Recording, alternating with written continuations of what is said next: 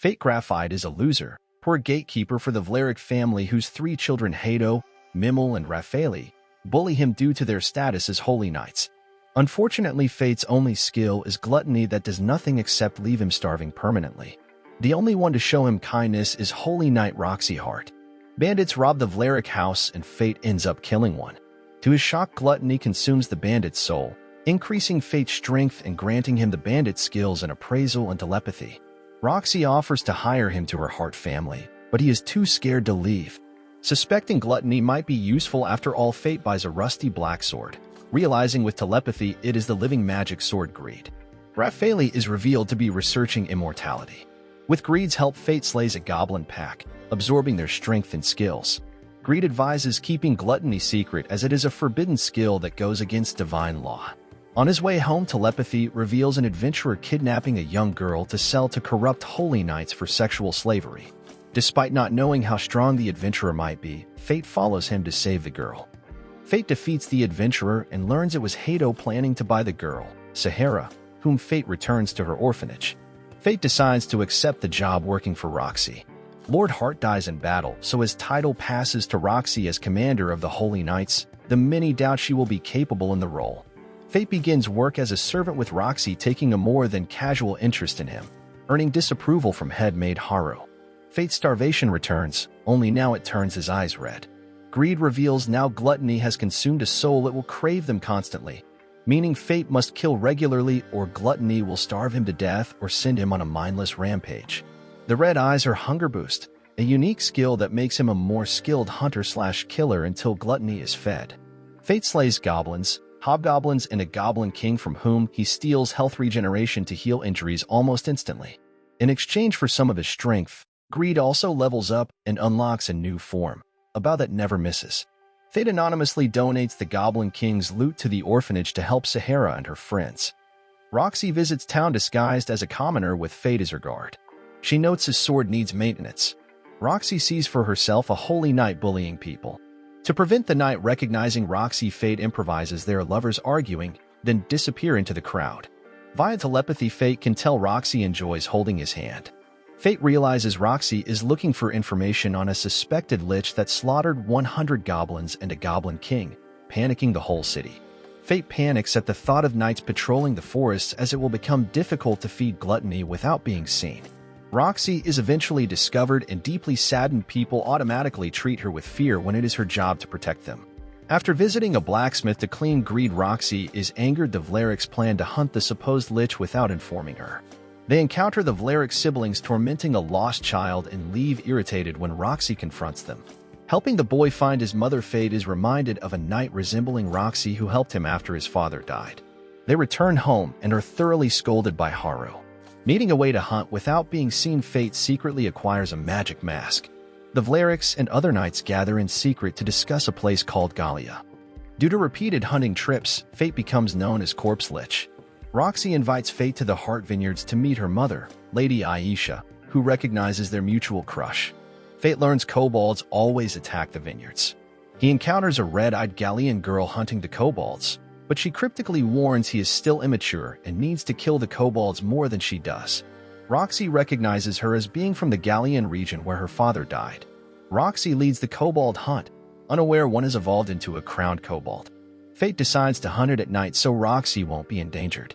After killing it, gluttony goes berserk from such a high-quality soul, and Fate fights to keep it under control. Roxy discovers the dead kobolds and suspects the Gallian girl.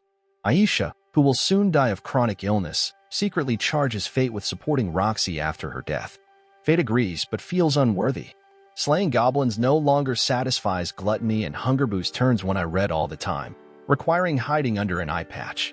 Hato is chosen to hunt for Corpse Lich, while Roxy, due to the Vlaric scheming, is chosen to go to Gallia to finish the mission that killed her father.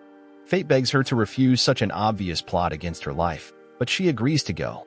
Raphaeli and Mimel travel to Tinburn to continue researching immortality. Powerless against their corruption, Fate does the only thing he can. On his next hunt, he lets Hato find him, intending to kill him in revenge.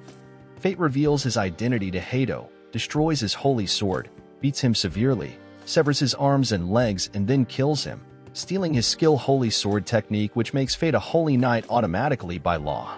Greed levels up and unlocks his scythe form. Roxy departs for her mission to slay the divine dragon, which will take 3 years even if she survives. Fate decides to follow her in secret. As well as soldiers, Roxy is joined by volunteers Miria and Morgan. Morgan's daughter, Rain, is a researcher studying the victims of Corpse Lich, learning the weapon used is undoubtedly one of the weapons of mortal sin. While heading for Gallia, Fate rests at a shipping port and encounters Set, his childhood bully, desperately seeking warriors to protect their village from monsters. Fate almost refuses since the villagers exiled him after his father Dean died, but relents since gluttony requires feeding soon. Set's father, the chief, remembers Fate and decides he might at least be useful as a sacrifice to the monsters. Set, who has matured since their childhood, rejects this as barbaric and takes Fate into his own home, since the monsters recently killed his wife. Fate passes out, Set's young daughter having been tricked by the chief to offer Fate a drugged sweet. Set is able to wake Fate, who quickly slays the wyverns, stealing skills Fireball and Fire Resistance. Only Set and his daughter survive, so Set decides to start a new life in the city and makes amends with Fate. Fate visits Dean's grave, then finds work guarding a traveling merchant to catch up to Roxy and her soldiers at Lanchester City. On the way, they encounter the Gallian girl, Mine. She reveals her axe is the mortal weapon Sloth, and that like Fate suffering from gluttony and starvation, she suffers from wrath and narcolepsy. Fate arrives in Lanchester before Roxy and must wait for her. Fate learns everyone in Lanchester possesses tattoos denoting their place in society, enforced by Lord Rudolph, who executes people daily. Greed has met Mind and Sloth before. He admits to Fate there are 7 mortal weapons and 7 mortal skills, of which gluttony is most sinful, as its ability to accumulate skills could make the wielder stronger than God, or send them insane. Fate learns to feed gluttony just enough souls to prevent insanity and kills a sand golem, stealing the skill Sandstorm. Lanchester's soldiers see him in his mask, so to hide his identity he introduces himself as Corpse. Rudolph demands Corpse serve him or be executed. Mine hits him so hard he flies out of the city into the desert, requiring her and Corpse to flee Lanchester as wanted criminals. Fate and Mine explore Housen Village. The chief, retired Holy Knight Aaron Barbados, offers Fate training as he clearly uses his strength inefficiently. Fate enters Hunger Boost again and detects monsters inside Housen Castle. After completing Aaron's training, Fate asks about the castle. Aaron reveals he once owned the castle, but during his absence his wife and son were killed by a Lich Lord, which now inhabits the castle. Aaron decides to confront Lich Lord with Fate while Mine protects the village in exchange for gold. Inside they find Aaron's reanimated family, and his son Rook attacks him for failing to protect them. Fate cannot interfere as him killing them would consume their innocent souls. Instead, he destroys Lich Lord with Rook's sword, freeing their souls safely while only consuming Lich Lord. Aaron pays Mine, who claims she is gathering funds to rebuild Gallia. This reminds Aaron he met Mine in his youth 50 years ago. Mine confirms she is much older than that, as she is cursed to never die. Meanwhile, Raphaeli and Mimmel successfully locate a Philosopher's Stone, bringing immortality one step closer. Returning home, they are furious to learn of Hado's murder, not by a monster, but by a human warrior known only as Corpse. Roxy and her team pass Housen, where Roxy is surprised to learn Aaron is her godfather. Roxy is curious who defeated Lich Lord, but Aaron keeps it secret by Fate's request. Aaron offers Roxy his training. Mine takes Fate to the city where she was born to kill the monster Haniel, a weaponized chimera created by Gallia's government. It is still an infant inside its cocoon, but is capable of resurrecting eternally while its soul is intact, so she needs Fate to devour the soul. Haniel's heart is a Gallian girl, making Fate uneasy, but Mine assures him the girl was a monster even before fusing with Haniel. After a difficult fight, Fate kills the girl. As he devours her soul, Fate feels a great sorrow, which Greed reveals is caused by having killed a family member, as the girl was undoubtedly related to Mine, who in turn is now Fate's sister via wielding mortal weapons. Marrying the girl, Fate asks Mine to kill him herself if he ever goes insane. Greed levels up again and gains a shield form. Fate and Mine part ways to fulfill their separate goals. Fate enters Babylon, a fortress city that separates Gallia from the kingdom. Fate learns Roxy has taken her father's place as commander of Babylon. Via telepathy, he senses someone in the crowd with murderous intentions for Roxy. Roxy takes over from her father's temporary replacement, Northern. Greed demands a proper scabbard from Equipment Craftsman Jade, but it costs 500 gold, so Fate must earn money and hunts a large orc pack. Hunters accuse him of stealing their kills, forcing Fate to beat them up. Roxy appears but doesn't recognize Fate under his skull mask. She accepts his excuse of self-defense and lets him go. News of the fight spreads, so Jade insists on providing Fate's equipment for half price, so his growing fame acts as advertising for his shop. Fate buys armor but still can't afford the scabbard. Fate encounters Eris, who holds the deadly sin of lust. She has followed him ever since he unlocked gluttony, and she knows mine. She reveals the existence of hate, a force that accumulates around death and suffering and leads to the birth of crown monsters. The same is true of humans who have accumulated vast amounts of hate from the abuse of holy knights towards commoners. Her goal is the birth of a crowned human who will protect the kingdom, so she plans to assassinate the only holy knight beloved by the commoners, Roxy. The resulting explosion of hate would definitely trigger a crowned human to appear. Fate storms out, enraged by Eris' plan and determined to protect Roxy. A squad of soldiers go missing in Gallia, so Roxy gathers a rescue squad. Jade requires Duskstone to make Greed's scabbard, so Fate decides to mine it himself in Gallia. Once out in the wilderness, Fate dreams of the Gallian girl who drowns him in his victim's blood. He awakens and spots salamanders attacking Roxy's camp. Fate rescues them in his corpse mask and determines the salamanders were enchanted to kill Roxy, so he escorts them to their shared destination, Great Canyon. Fate spies Eris inspecting dormant chimera bodies. Soon after, Roxy is attacked by chimeras considerably weaker than Haniel, as their cores are orcs. Fate finds fighting alongside Roxy feels natural, almost fun, as he helps Roxy kill the chimeras. A sinkhole opens beneath them that drops them into a cave. As they recover, Roxy feels corpse reminds her of Fate. Fate is thrilled Roxy remembers him but still keeps his identity hidden. Gluttony suddenly activates, requiring him to kill. Hiding his eyes from Roxy in shame, he leaves her and quickly slays the last chimera in a frenzy of self-loathing. With Gluttony satisfied, he determines the chimeras were also enchanted, which he is sure was done by Eris. The cave collapses further, luckily revealing a deposit of Duskstone. Elsewhere, a man with a similar mask to Fate's appears.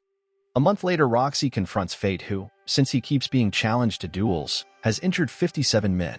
Fate loses when he sees she wears a necklace made of a jewel he gave her.